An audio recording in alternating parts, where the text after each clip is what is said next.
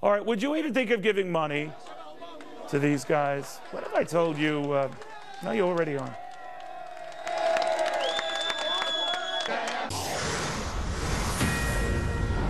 Late-night U.S. protests ramping up in Egypt, and we're still shelling out dough to Egypt. Add in a report that media outlets there are slamming our policies. And my next guest really has been wondering, you know, haven't we heard enough? Haven't we paid enough? Haven't we looked like saps enough? Terror analyst Michael Scheuer says it's time to end this foreign aid to Egypt and others that treat us this way right now. Michael, good to have you. You know, the old saw rap you get from others is that, well, these folks, the ones who burn the flag, they're not the ones getting the money. The ones who are getting the money are those that try to keep the government stable, try to keep it friendly to the U.S. You say what? I say a pox on all of them, Neil.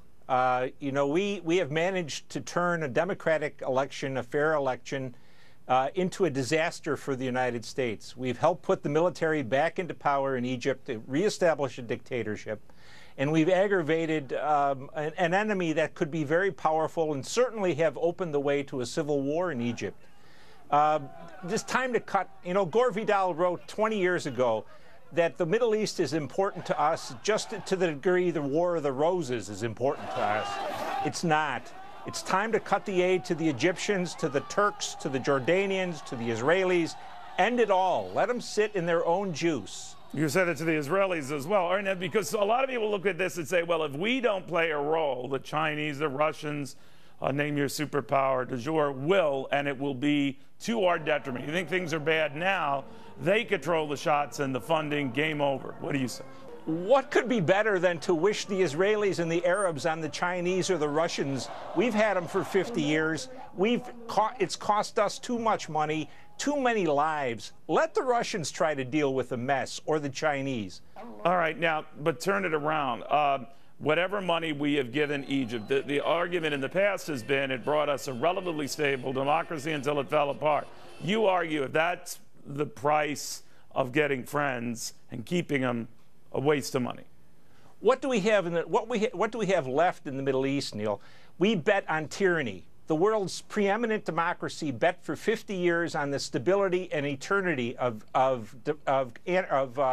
monarchies and dictatorships and tyrannies. It's gone.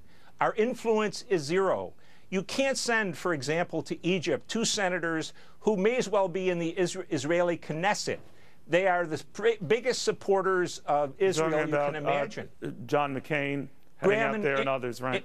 And do we think Muslims are stupid? Do we really think that Graham and McCain were out there to give a share of power to the Islamists?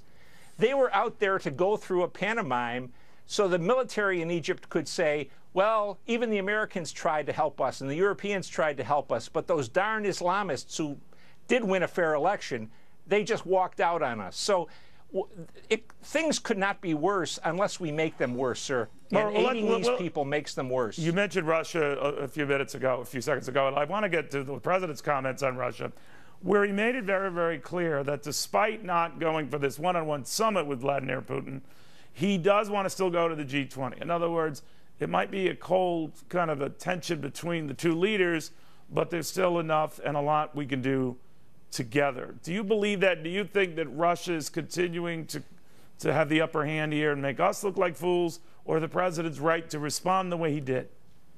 I think the president looks like a cowering coward, to turn a phrase, sir. Putin's a tough guy, whether you agree with him or not. The president needed to go and meet with him and at least figuratively grab him by lapels and explain what America's position is. But why? What if they really hate each other? To what end? What is that going to prove? Well, I think what it proves is that Obama, for once, would be interested in protecting the United States. I think, for my mind, that would be an important step forward. And I also think that part of this lesson is Obama has been more than willing, with his party and with the Republicans, to poke their fingers in the eyes of the Russians over inconsequential things. Organized crime in the Soviet Union, gay rights in the Soviet Union. Whatever you think of what the Russians are doing, it's the Russians' business. It's not ours. Part of the problem with the Snowden thing is Putin finally got a chance to put a finger right back in our eye for all the gratuitous times we have done it to him. So do you think anything comes of this? In other words, that He is obviously going to respond on a certain level in one way, shape, or form. What do you think it'll be?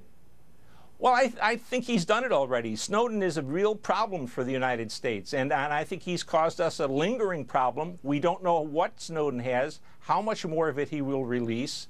I think this is an issue that should have been done much more quietly than we tried to do it, sir. So you think it gets worse? I do think it gets worse over time. Wow. All right, Michael Scheuer, good seeing you again. Thank you very, very much. Thank you, sir.